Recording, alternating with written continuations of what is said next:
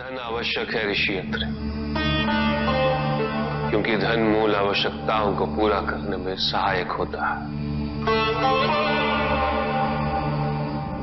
किंतु जब कोई व्यक्ति इच्छाओं को आवश्यकता समझने लगे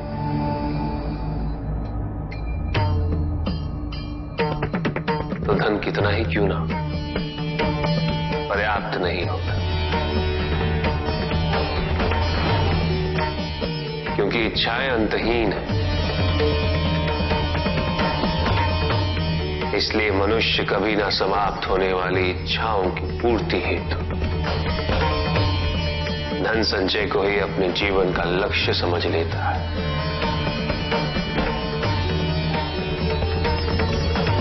वो लोभी बन जाता है।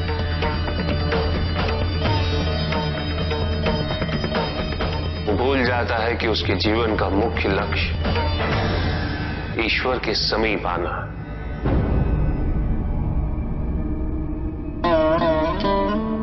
ऐसे लोभी व्यक्तियों को अपनी मृत्यु के समय भी यही दुख रहता है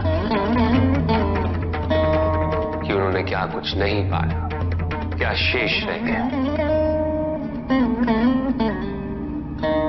ऐसे समय में वो एक क्षण के लिए भी ईश्वर का स्मरण नहीं करते, अपने जीवन की निरर्थकता और व्यर्थता का बोध नहीं होता। मिलना चाहिए। धन चाहे कितना भी हो ऋषि अत्रि, मूल आवश्यकताएं तो केवल उतनी ही। तन ढकने के लिए वस्त्र, पेट भरने के लिए आहार और शरण के लिए भवन। इन आवश्यकताओं के पूर्ण होने के पश्चात जो भी है वो इच्छा है। धनी व्यक्ति के पास जो भी अतिरिक्त धन होता है वो उसे दान करना चाहिए, उनके उद्धार के लिए जो अपनी मूल आवश्यकताओं को पूरा नहीं कर सकते।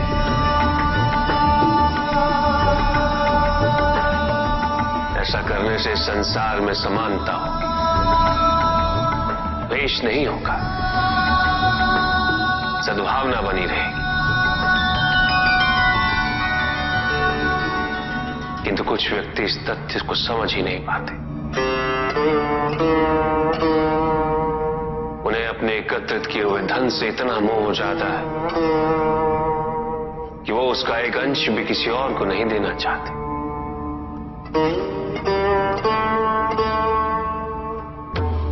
ऐसे व्यक्तियों की सूची में सर्वप्रथम स्थान कुबेर का है।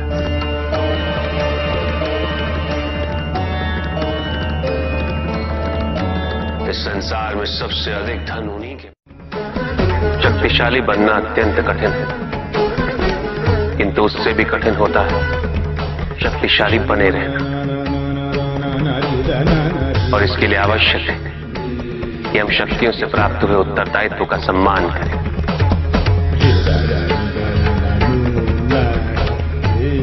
अन्यथा हम स्वयं पर निरंतर खो देते हैं और यह हमारे पतन का कारण बनता है।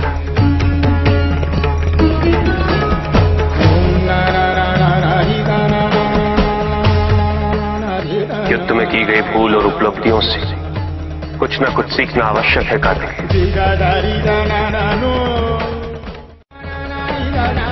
बुराई और अच्छाई के मध्य ये युद्ध निरंतर चलता रहेगा। आज एक अध्याय समाप्त हुआ है, कल दूसरा अध्याय आरंभ होगा।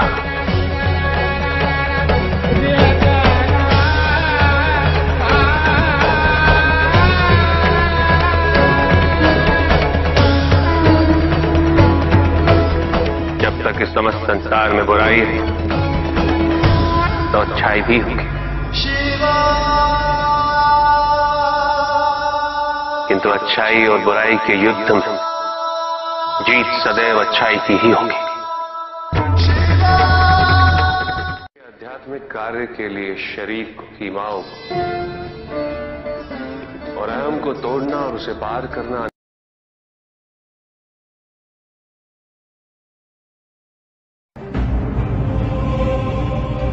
मेरा अपराध क्या है प्रभु?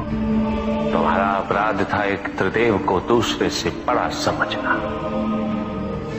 उनमें भेद करना, उनमें तुलना करना।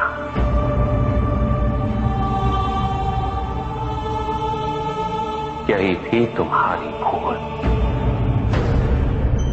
तुम ये समझने में असफल रहे कि त्रिदेव तो एक है, समकक्ष है, कोई भी किसी से बड़ा नहीं और कोई किसी से छोटा नहीं, कोई भी किसी से अधिक महत्वपूर्ण नहीं और कोई भी किसी से कम महत्वपूर्ण भी नहीं। तुमने जो कुछ भी किया वो भक्ति नहीं थी निकस। भक्ति के नाम पर किया जाने वाला अहंकार था वो कि तुम्हारे आराध्य सबसे महत्वपूर्ण है। कैसे भक्त हो तुम मेरे,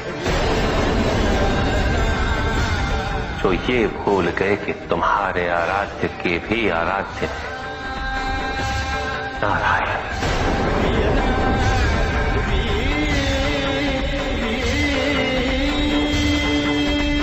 भक्त यदि सच्चा तो उसके पास अपने आराध्य को पाने के अतिरिक्त ये सोचने का समय ही कहां होता है कि उसके आराध्य से महत्वपूर्ण भी कोई है या नहीं। वो तो प्रतिपल अपना ध्यान केवल अपने आराध्य पर ही स्थिर रखता है और जब ऐसा होता है निकस तो ना तुलना होती है ना प्रतिस्पर्धा होती है और ना ही किसी प्रकार की कोई ईर्ष्या होती है। बात तो केवल आनंद की अनुभूति ही विद्यमान होती है।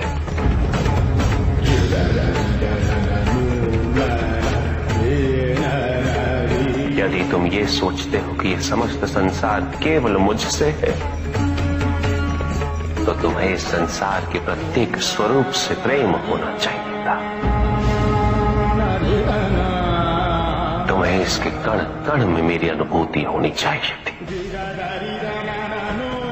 तब भी किसी प्रकार का भेदभाव तुम्हारे मन में उत्पन्न नहीं होता, किंतु तुमने ये प्रमाणित कर दिया निकस कि अपने आराध्य के प्रति तुम्हारी भक्ति